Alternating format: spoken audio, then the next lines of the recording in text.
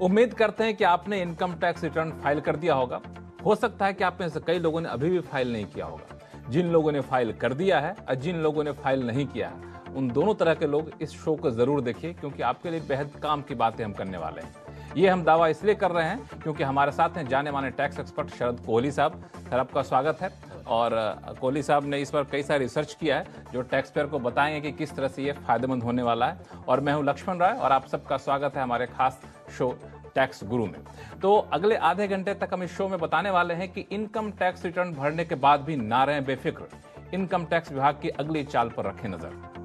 अगर आपने अभी तक नहीं भरा है इनकम टैक्स रिटर्न, तो जितनी करेंगे देरी उतना पड़ेगा महंगा। और साथ ये भी बताएंगे कि किस तरह का आम खाना होगा सस्ता और कहां खाएं आइसक्रीम ताकि नहीं चुकाना होगा जीएसटी। इन सारे मुद्दों पर बातचीत करेंगे, लेकिन सबसे पहला मुद्दा है इनकम टैक्स रिटर्न का। कई लोग खुश हो गए होंगे कि इनकम टैक्स रिटर्न तो हमने फाइल कर दिया, अब बेफिक्र होकर रहना, अब तो कोई टेंशन रहा ही नहीं। लेकिन मुझे लगता है कि टेंशन अभी भी बाकी है। कोहली साहब। बिल्कुल, बहुत खूब लक्ष्मण। पहले आपने ओपनिंग रिमार्क में चिंता में डाला, फिक्र में डाला, और आप फिक्र को दूर करते हैं। जी हाँ, बिल्कुल, जिन लोगों ने रिटर्न फाइल कर दिया है उनको ये पता होना चाहिए कि अब आगे क्या होता है, क्योंकि क्या नया नया थोड़ा सिस्टम है कुछ लोगों के लिए, लोग समझते हैं। तो उसमें 3-4 चीजें होती हैं।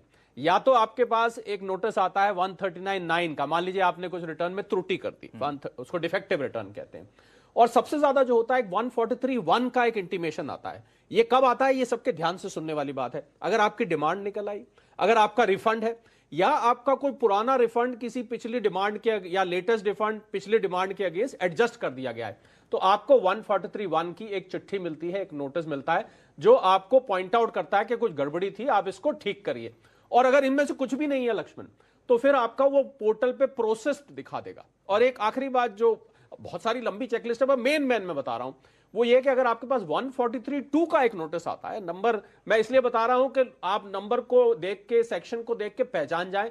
इसका मतलब है कि आपकी रिटर्न को स्क्रूटनी के लिए पिक कर लिया गया है। आपसे डिपार्टमेंट कुछ और गहरी जानकारी लेना चाहता है। ये कैसे समझेंगे? ये 143(2) का एक नोटिस होता है। अच्छा। तो ये इसीलिए मैंने ये नंबर इसलिए बताया, सेक्शन हालांकि लोगों के इतने काम के नहीं होते, पर यहां पर सेक्शन से पहचान लेंगे तो और आसानी हो जाएगी लक्ष्मण।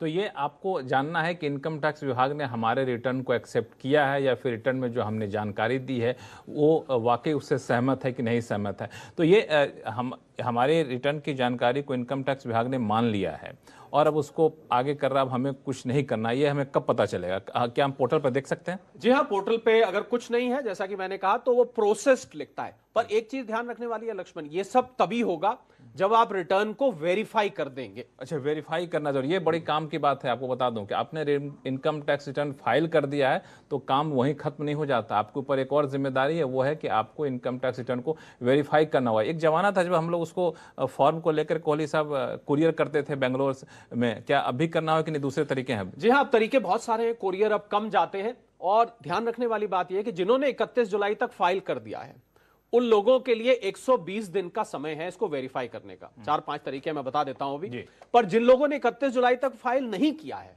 अब ये पीरियड 30 दिन कर दिया गया है। तो ये ध्यान है। और अगर आप 30 दिन लेट करते हैं, मान ली 30 दिन के बाद भी कोई करता है या 120 दिन के बाद कोई करता है, तो वेरीफाई तो हो जाती है, पर उस पर रिटर्न आपकी बिलेटेड रिटर्न मानी जाती है। ये एक ध्यान रखने वाली बात है। और वेरीफाई करने के अगर हम तरीके देखें, तो तरीके आपको पता है, आजकल ईवीसी जो इलेक्ट्रॉनिक वेरिफिकेशन कोड होता है वो चलता है। आप आधार ओटीपी कर सकते हैं, अपने एटीएम से, अपने डीमैट से, अपनी नेट बैंकिंग से, इस सब चीजों से आप ईवीसी से वेरीफाई कर सकते हैं। और जैसा कि लक्ष्मण ने कहा कि वो जो पुराने जमाने का कोरियर सीपीसी बैंगलोर जाता था, वो अभी भी फॉर्म वी चलता है। तो इस तरीके से आप वेरीफाई करना ना भूलें, वरना जो मैंने पहले सब बताया लक्ष्मण, उनमें से कुछ नहीं होगा, रिटर्न इनवैलिड हो जाएगा। तो जैसा कि कोहली साहब ने बताया, इनकम टैक्स रिटर्न फाइल करने के बाद भी आपको इन सारी बातों का ख्याल रखना है, वरना आपकी सारी मेहनत पर पानी फिर सकता है। इस बीच कई सारे कॉलर हमारे साथ जुड़ चुके हैं। सबसे पहले चलते हैं गुजरात, जहां से महेश शाह जी फोन लाइन पे। महेश जी नमस्कार, कैसे हैं आप? बस मजा में, नमस्कार। चलिए बताएं, कहाँ उलझन है आपकी? मेरे एक लोन अगेंस्ट सिक्योरिटी अकाउंट था एचडीएफसी बैंक में, वहां से 19 लाख का फ्रॉड हुआ था। अच्छा। 25 जनवरी 22 को। तो क्या मैं उसको लॉस के तरह ले सकता हूँ?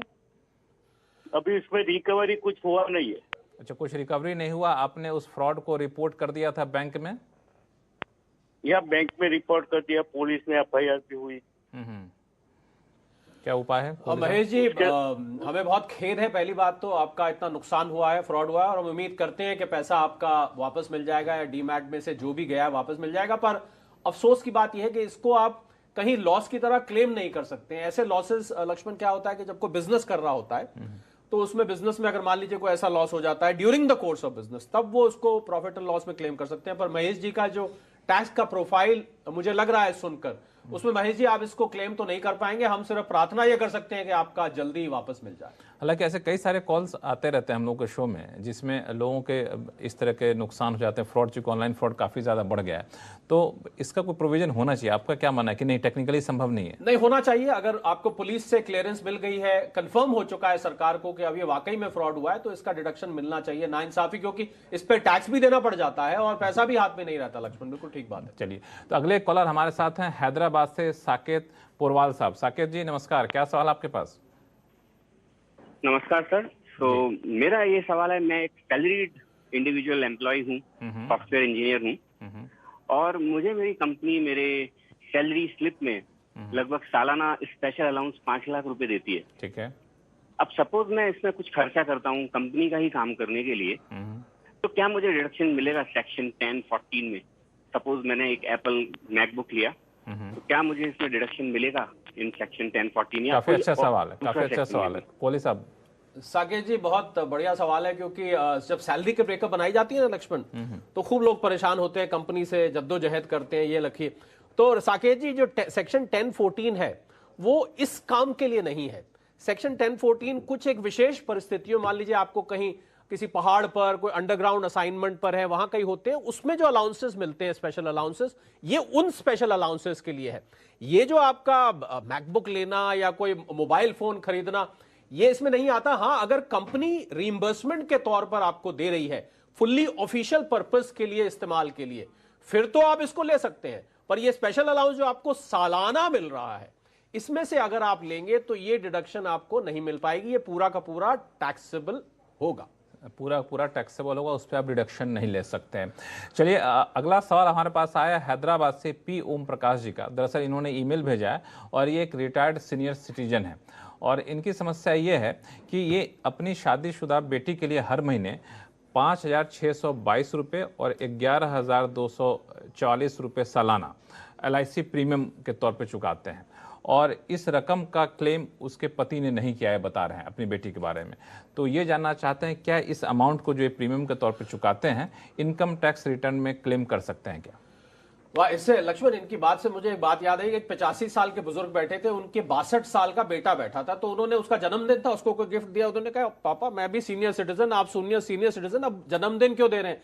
तो बुजुर्गवार ने बहुत अच्छी बात कही, उन्होंने कहा बच्चा तो मेरे लिए हमेशा बच्चा रहता ही रहता है। यही कॉन्सेप्ट सेक्शन 80C में लगता है। मैंने इसलिए आपको इस कॉन्सेप्ट को इनकम टैक्स विभाग ने अडॉप्ट कर लिया। जी बिल्कुल, अगर आपकी बेटी शादीशुदा भी है तब भी आप उसके लिए अगर इंश्योरेंस प्रीमियम पे करें, क्योंकि वहां पर वर्ड चाइल्ड यूज किया गया है, चाइल्ड की उम्र नहीं बताई गई है, तो अगर आप पे करते हैं बाकायदा आप इसको अपनी 80C में क्लेम कर सकते हैं। कोई चिंता नहीं है, आपका बेटी या बेटा शादीशुदा है भी तो बिल्कुल आप खुश हो जाइए ओम प्रकाश जी। आपने जो भी 11,240 रुपये सालाना LIC प्रीमियम पे किया है, उसको आप अपने इनकम टैक्स में क्लेम कर सकते हैं। अब तक आपने रिटर्न अगर नहीं फाइल किया है तो जल्दी से रिटर्न फाइल भी कर लीजिए और इसको क्लेम कर लीजिए। चलिए, फिलहाल वक्त है छोटे से ब्रेक का। ब्रेक के बाद बताएंगे जिन लोगों ने अभी तक रिटर्न फाइल नहीं किया उनके पास क्या है रास्ते, बताएंगे छोटे से ब्रेक के बाद।